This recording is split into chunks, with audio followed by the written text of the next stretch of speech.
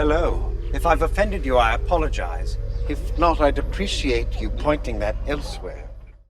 Welcome back, everyone. It's Charlie. This will be my full Star Wars Andor Season 2, Episodes 7, 8, and 9 video. There are a whole bunch of Easter eggs, whole bunch going on. Obviously, the Ghorman Massacre, Mon Mothma formally joining the rebellion in a really big way. Also, the return of K2SO. Whole bunch of Easter eggs, so if you're brand new to the channel, be sure to subscribe to get all the episodes. Next week will be the last block, and then that's it. Like, the show is over. No more Andor. It's meant to end right as Rogue One is beginning.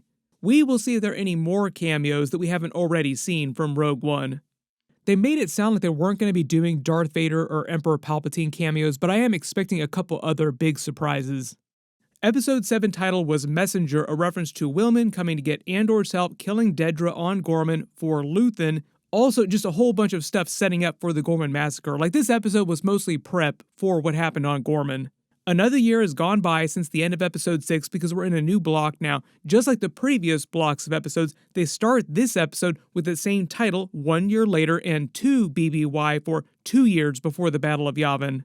They open on Yavin 4, which has changed dramatically, like it's developed dramatically. The rebels have been building up their base there, still relatively small presence, like not nearly at the level they're at during the original trilogy in A New Hope. We hear the comms officer reference one of the new arrivals, Shadow 6, with their group, which is meant to be Wilman's transport coming in. The way they frame the arrival too is also to parallel to the first arrival to the rebel base during Rogue One, where you like fly into the temples. There's a lot of patter and dialogue going on in the background just to give you a sense for the daily life of the rebels that are just working here. Like, what is it like being a rebel just walking around working on the Yavin 4 base while this is going on? Wilman seems like he's actually doing pretty solid, especially during this arc too, even though he's there for everything that goes down during the Ghorman Massacre. Huffing all those fumes with Saw Gerrera hasn't completely dulled his wits. Andor's been living here for a while with Bix. Seems like his life way better than the last time he visited and he got captured by that other group of rebels that had descended into civil war. They don't really get into too much of what actually happened to that group, but they imply that enough time has gone by that more of them probably got eaten by the local wildlife. Maybe 1 or 2 of them managed to survive, but a lot more of them probably wound up dying. We find out that Andor has been recuperating from a recent mission that he went on for Luthen. He's got a bunch more scars on him that aren't healing right, and his whole relationship with Luthen has gotten worse and worse over the past year. Like, it wasn't great in the last block of episodes, it's no better now. Luthen has sent Wilman to get Andor's help killing Dedra on Ghorman.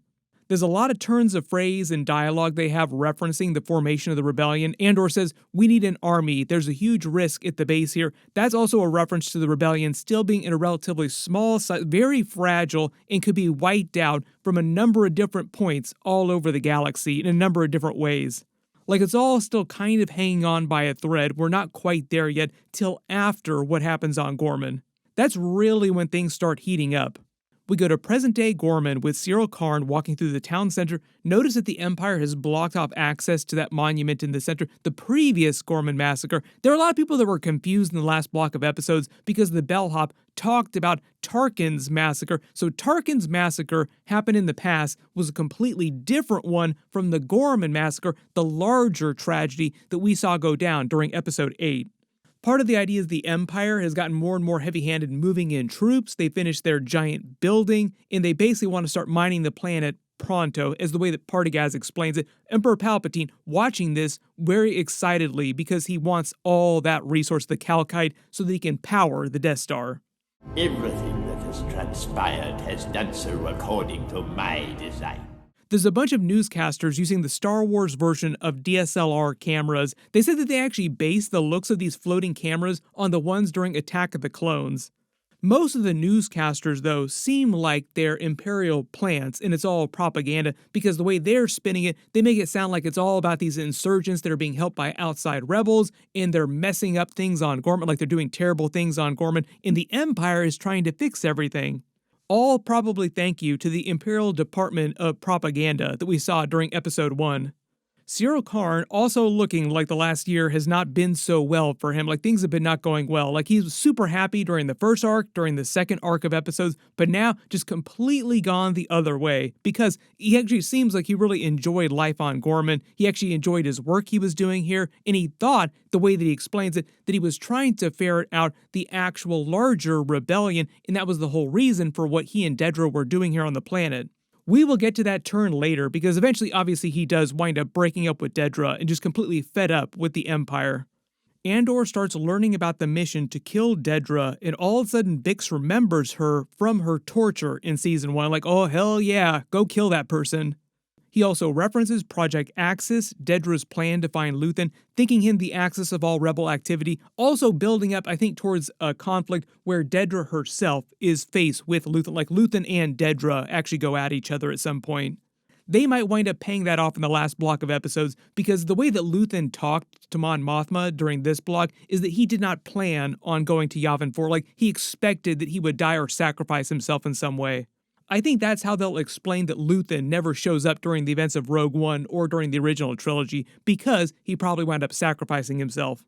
But then we go to Dedra on Ghorman. Partagaz does explain Emperor Palpatine's interest in the planet now, like now is the time to go, make it happen right now.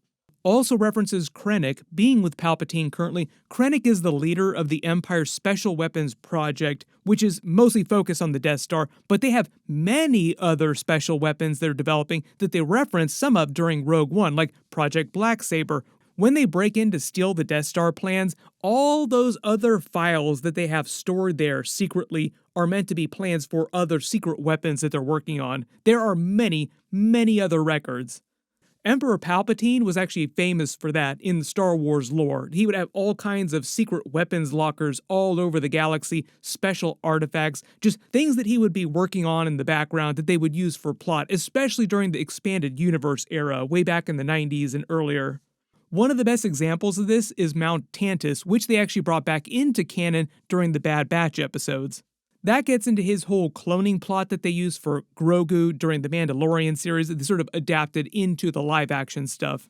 When he mentions Krennic has been working on Iadu looking for alternatives, that's the secret base where Krennic had Galen Erso during the events of Rogue One. Galen Erso is alive at this point in the timeline. He wasn't killed till the events of Rogue One.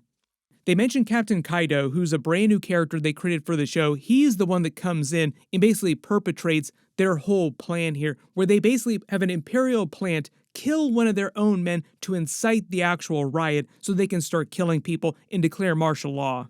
He winds up being one of the most evil-looking characters that you could possibly imagine. Like, he could care less about what they're doing. Like, he knows they're going to sacrifice some of their own Imperial troops, knowing that they're going to die, not caring at all. Like, I want to get this done with and go home. Who cares? They do a very good job of making most of the Imperial characters, not all of them, but most of them seem pretty evil. Let the image of professional ascendance settle your nerves. There are a couple that do start to break down, though, like even Dedra starts to break down mentally because of what's happened, like the weight of it starts to hit her and she breaks down. One of the other really interesting background details here, too, is that Partagaz is concerned with how the Emperor favors the ISB department. They're a major arm of the Empire, but it's another example of how all of Palpatine's subordinates in all the different departments of the Empire jockeyed with each other for his favor, and nobody wanted to be that redheaded stepchild. Syril Karn then confronts her about the recent bombing at the naval depot they just mentioned, and she brushes it off and slowly begins to start the process of telling him the actual truth. It takes her a little while to actually do it, like he has to confront her a couple times for it to happen, but at least at this point he starts to believe that something is wrong, like this is not right, you're not telling me everything.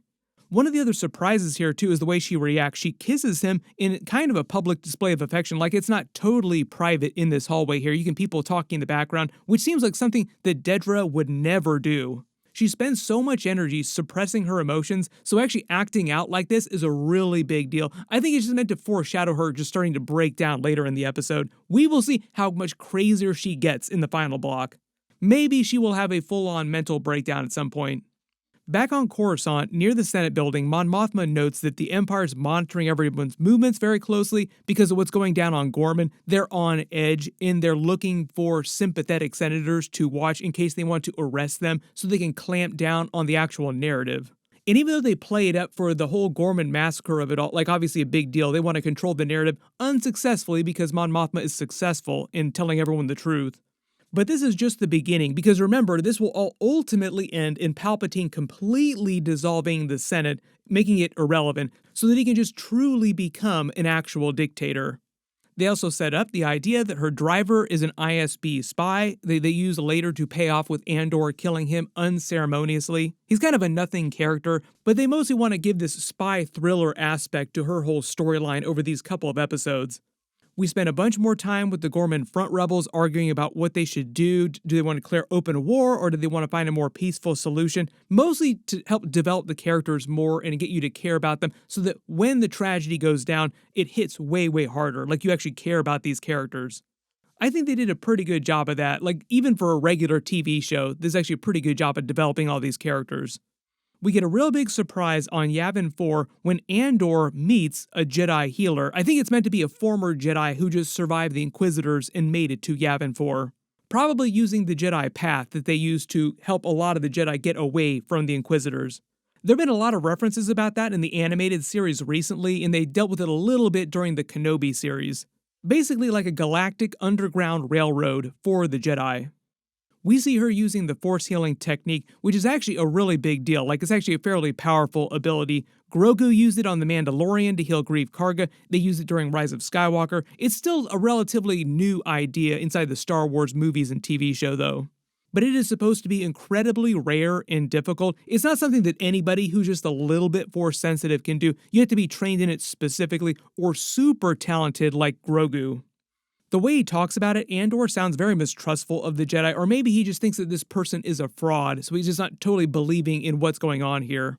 She force heals him, and the reason why she says thank you is because she senses his emotions, his clarity of purpose in the rebellion, like why he's doing this, why he believes in it. And she sort of absorbs those emotions, and it reminds her of why she's helping the rebels too, like it helps remind her of her own purpose. There's someplace he needs to be.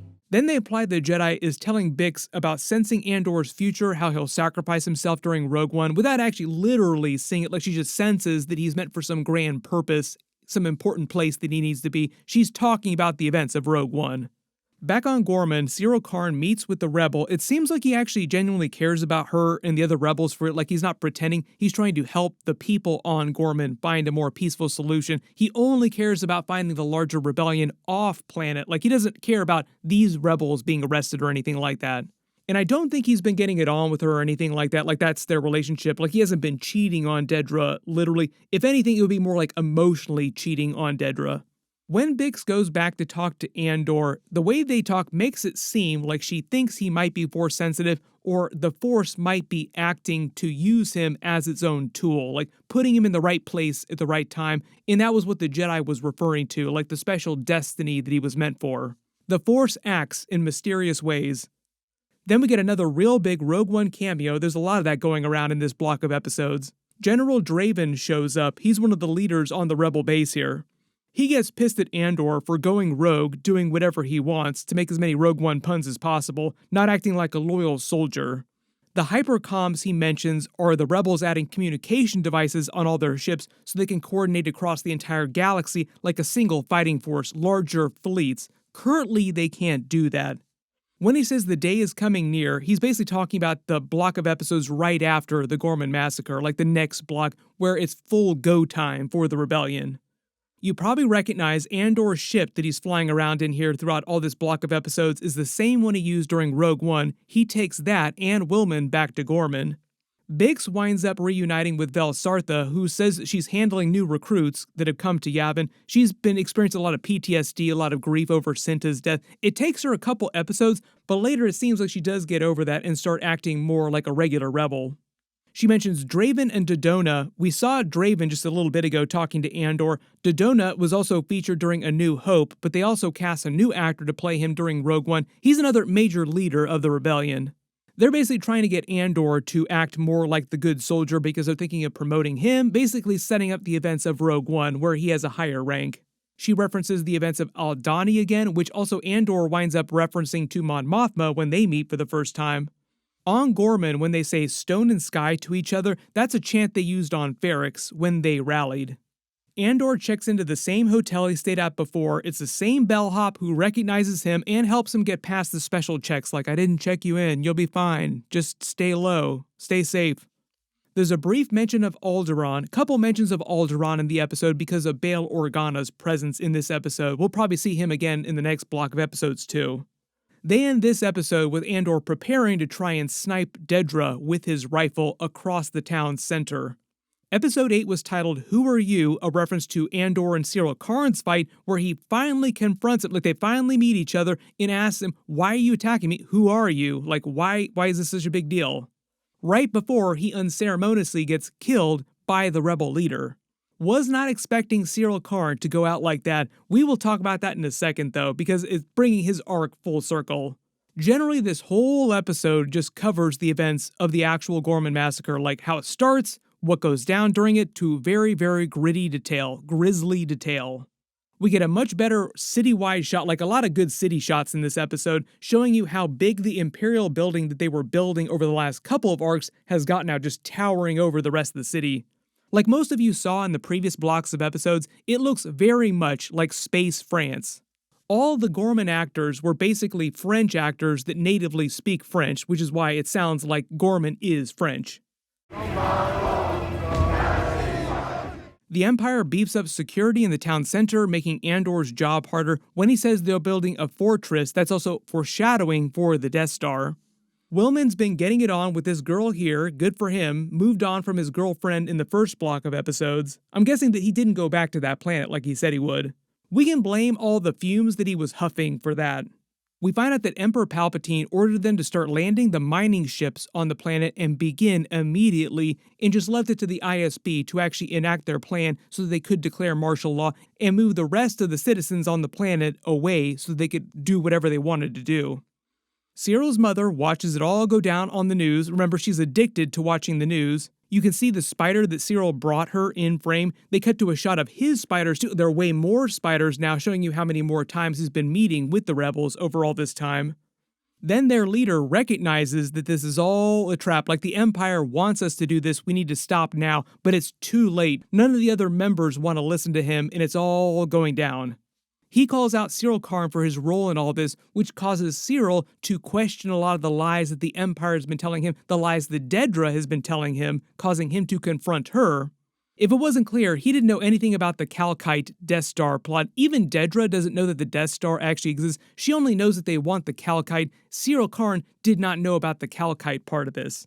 The way he explains it, he thought the whole point here was to ferret out the actual larger rebellion that they thought were helping the rebels on the planet. Like, I was looking for external forces. We didn't care about any of you actually here on the Ghorman planet. But he's slowly realizing that Dedra had been lying to him this whole time.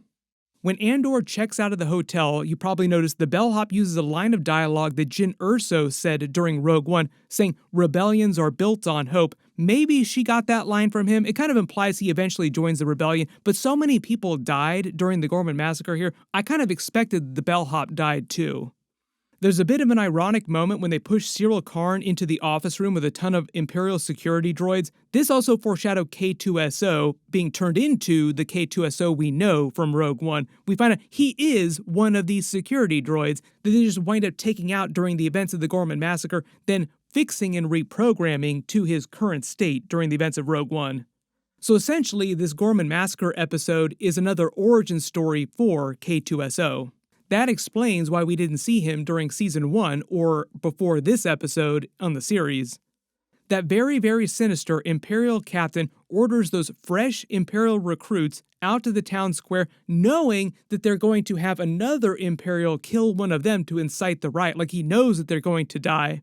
All because they want the riot to go down so that they can perpetrate this whole martial law plan. While this is going down, Syril confronts Dedra about the truth. He even starts choking her out, threatens to kill her by throwing her out the window, and she does tell him the truth. But like I said, she doesn't mention anything about Death Star because she doesn't know the Death Star is a thing. She only knows that the Empire wants the Calkite. He promptly breaks up with her, like that's the end of their weird relationship. It was funny while it lasted. Then I think the idea is that he's in so much shock, he's rushing out to try and find the rebel leader to tell him that what he thinks is true. Like, I learned the truth, they're here for the Calkite, that's why this is all happening. But instead winds up running into Andor, the person that he's been obsessed with since season 1. The way they explain this fight going down is that Andor had Dedra dead to rights. Syril Karn inadvertently saved her life by attacking him, only thinking about this thing that he'd been obsessed with for so long. Like, he wasn't thinking about saving Dedra in this moment. And it just turns into a real good old-fashioned knockdown, drag-out brawl. It's a pretty solid fight for two different people, but obviously Andor is a trained killer. Syril Karn is not. Who are you? But because of all the chaos going down, ultimately winds up getting Andor dead to rights with his own blaster. Andor says the title of the episode, "Who are you?" asking Syril who he is. All because, if you remember, they never actually met each other during the events of season 1. So even though Syril has been obsessed with him ever since the beginning of the show itself, Andor has no idea about this. And probably one of the biggest surprises of this block of episodes, because we all knew about the Ghorman Massacre going down, was the fact that Rylance unceremoniously kills Syril by shooting him in the head. And they're very careful to show you his body lying right there. So the whole rule, remember, is they don't show you a body that could still potentially be alive, but they show you the body here. So I think they're trying to confirm that he is dead. He and Will then get saved by another rebel when he crashes into the security droid, revealing that it is K2SO, when he's like, you know what, I need a favor. Why don't you load this droid up on the ship? I'll take him home with me. So we get our origin story for K2SO, sassy droid of Star Wars. Dedra has what looks like to be a panic attack, starting to feel remorse for what she's done finally, proving that she does actually have some emotions. She has displayed some emotions in previous episodes, but she's so careful to lock that down that it is weird when she actually shows some emotion. Maybe this is the precursor to her just having a complete mental breakdown. When we see Syril's mother watching the news crying, it's just because of the general tragedy of it all. I don't think she saw Syril's body or anything like that, but she will eventually find out. It'll be interesting to see if they actually go back to her character during the last block of episodes to show her reacting to that or what she does because of this. Maybe she will get the last laugh against Dedra, blaming Dedra for his death. Battle of the Bitches Part 2. Then the episode 9 title was Welcome to the Rebellion, a reference to Mon Mothma formally joining the rebellion when Andor greets her like, welcome to the rebellion, like you've joined now, right after she gives her big speech to the Senate, putting Emperor Palpatine on blast by just publicly calling him out. The episode starts with a chants of the Ghorman citizens. The storm that you hear going on in the background is meant to be a foreshadowing of the galaxy turning with the rebellion heating up, like things are just getting started. The storm itself, metaphorically, has begun.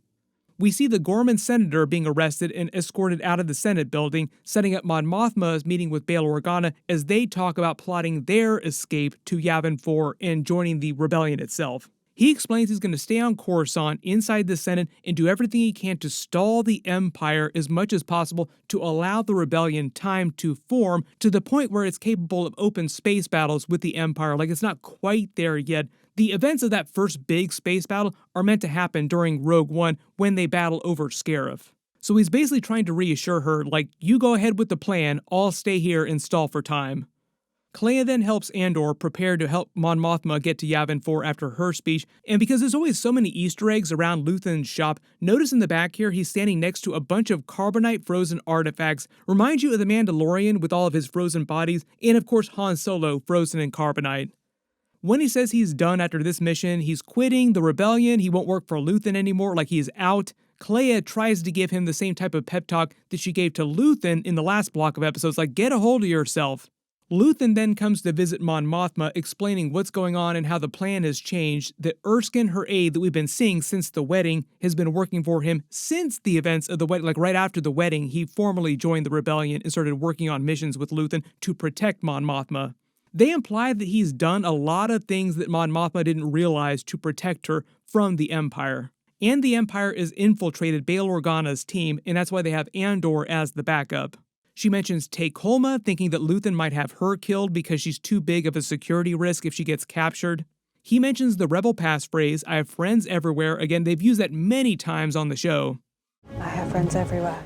When Luthen reunites with Andor and says, no Yavin for me, I think it's because Luthen expects to sacrifice himself. He expects to be dead. They pay off the Rebel passphrase when Andor meets Erskine. They start their plan, and they juxtapose this with Bail Organa's bad team with the Imperial plant. Bail addresses the Senate, invokes a special rule set recently by Emperor Palpatine's council that allows him to cede the floor to Mon Mothma so that she can speak, like basically using the legal system in Coruscant, the Empire, against them.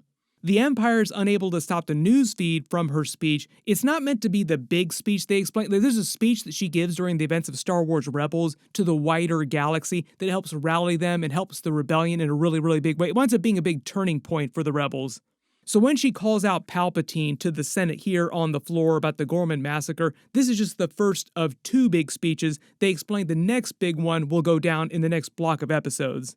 Andor starts to help her escape. He says the title of the episode again, Welcome to the Rebellion, winds up gunning down her driver in broad daylight unceremoniously like it's no big deal. He was kind of a nothing character. I'm not really sure why they gave him this plot, maybe just to give him something to do. The ISB mentions Yularen, who's pissed that they lost Mon Mothma. This dude probably gonna get a demotion because of this, and takes her to Luthen's safe house that he and Bix stayed at earlier, also reuniting with Wilman. And remember, the reason why his leg is hurt like he's none the worse for wear is because this is so soon after the events of the Ghorman Massacre, like it just happened.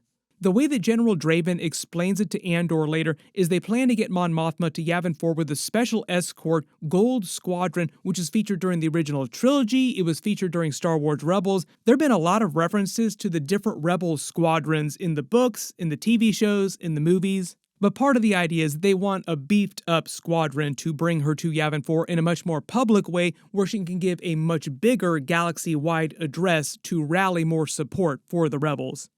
He and Bix have their last night together, it kind of seems like the way they imply, saying he's going to quit the rebellion so they can run off and live safely, and she basically winds up leaving before he can do that so that he won't leave, leaving the message to explain. It's basically what the Jedi told her, like the special grand purpose that he was meant for. She doesn't want him to abandon that. We will see what happens to her in the last block of episodes. It's possible for her to survive the events of the original trilogy. We can do all the things we ever wanted. But her saying after all this, I'll find you, we'll do all the stuff we always wanted to do, like we'll live happily ever after, just sounds very tragic in the way they play it in this episode, so we'll see if they ever actually do meet again before the end of the series. Then they end the episode with that great scene of them powering up K2SO, having reprogrammed him. So welcome back to Star Wars, Alan Tudyk. He actually said he had a lot of fun coming back to the show, being the character again. Generally just 3 banger episodes now make all Star Wars this good. I think that episode 8, probably one of the best episodes of Star Wars anything, even some of the movies too. Everybody post all your reactions in the comments below, and just because there's so much stuff going on, so many Easter eggs and references, if there's anything that you spotted that I didn't talk about in the video, just write them below in the comments. My full episode 10, 11, and 12 video will post next week. Big reminder that it will be the finale of the show, like that is it. All the Andor that we're ever getting. There have been some rumors at Star Wars Celebration that they're developing other live-action TV series after Ahsoka Season 2. I don't know if we're going to get Ahsoka Season 3. That also might be the end of Ahsoka series, because I think they're trying to pivot back mostly to Star Wars movies in theaters and less of the live-action TV shows. What they might do is just take the Marvel tactic where they just go back to doing like 1 or 2 live-action shows, and that's it. Like not a whole bunch of live-action shows, just like 1 or 2. I think a lot of these problems could be solved, though, by them just doing a live-action Cal Kestis TV series. Like, where is that TV series? It sounds like they plan on waiting till after the 3rd game comes out to do it, but it does sound like they eventually want to do him in live action. I just did larger Mandalorian and Grogu and Ahsoka Season 2 trailer videos. We'll probably get more footage for both of those by the end of this year, too. There's a bunch of stuff coming up, so be sure to enable alerts for my channel so you don't miss anything. I'll put links for all my Andor episodes in the description below. Click here for my Thunderbolts, alternate ending, deleted scenes video, and click here for that Mandalorian and Grogu trailer video. Thank you so much for watching, and I'll see you guys in the next video.